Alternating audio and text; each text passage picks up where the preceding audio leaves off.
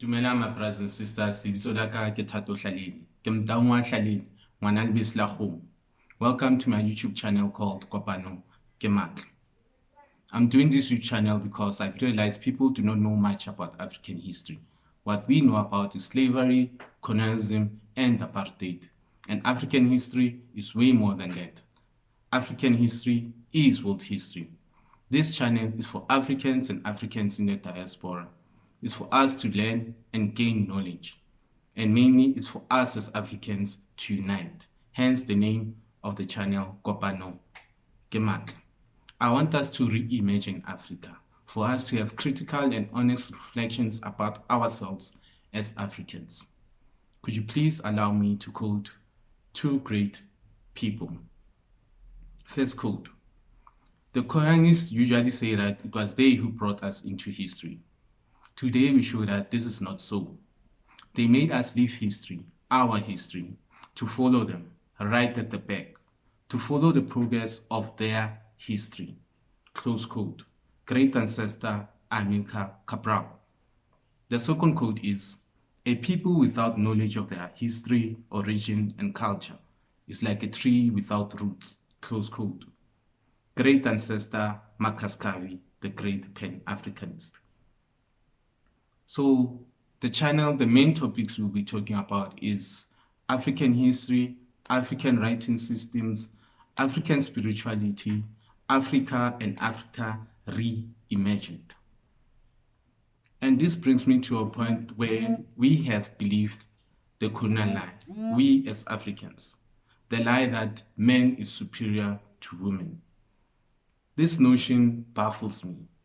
This notion of a man is the head of the house, or a woman's place is in the kitchen. We have somehow believed the colonial lie and converted it into our own traditions and African culture, which I believe is wrong. Yes, Africa had patriarchy, but Africa also had a matriarchal system.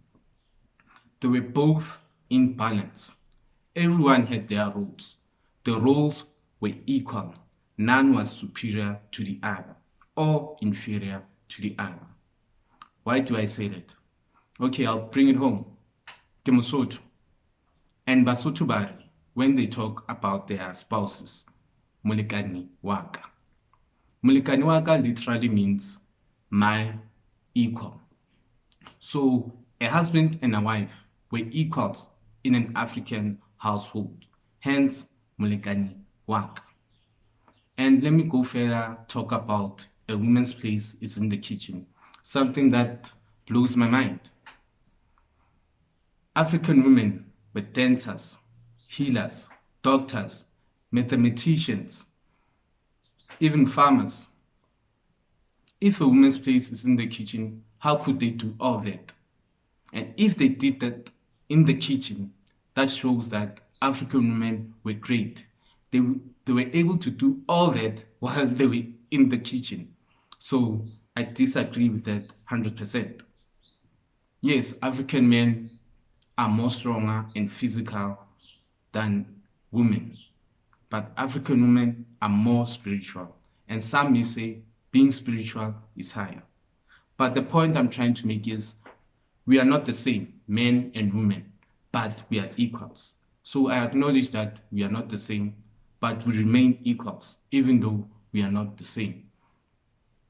In African society, we realize that masculine energy and feminine energy are both equal, and they both reside in a human being. So there's no contradiction because we didn't believe something is superior to the other. Let me further illustrate my point. Africa had many queens and princesses. Some led nations, some were in councils. I'll name just a few. Queen Mujaj, the Rain Queen, Queen Nzinga, Queen Madanandi, and Queen Mantatisi. Queen Mantatisi, not many people know about, but I hope some of you know about her. Queen Mantatisi ruled over the Xhosa people, Basotho. Queen Mantatisi was fearless led nation, and she even went to war with her warriors.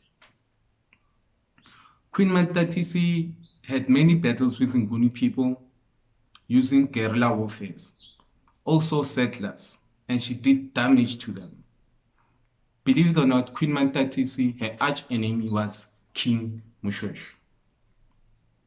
Queen Mantatisi believed that King Moshoeshoe was giving way too much land to the settlers, and that didn't sit well with the Hloka people and Queen Mantatisi.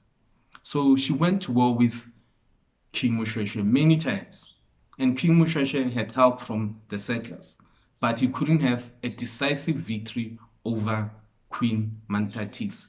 She was able to protect her people. Her soldiers were fearless. They loved her, and they allowed her to rule over them. Hence, I say African men had no problem being led and ruled by African women. So the notion that a man is superior to African women, I do not agree with. Queen Mantatisi died of old age. She passed away when she was 63. She died of old age. She didn't die in war, being killed.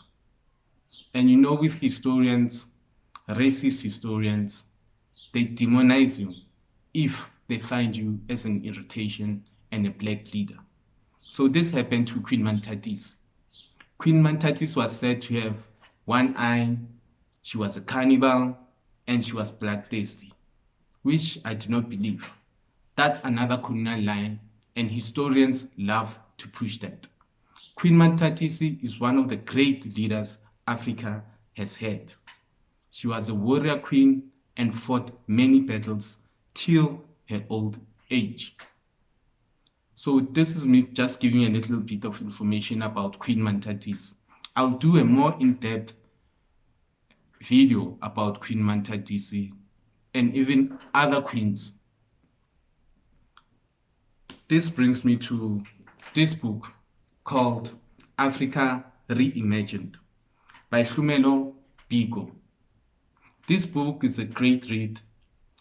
I hope you can find it and read it and gain a little bit of knowledge, just like I did.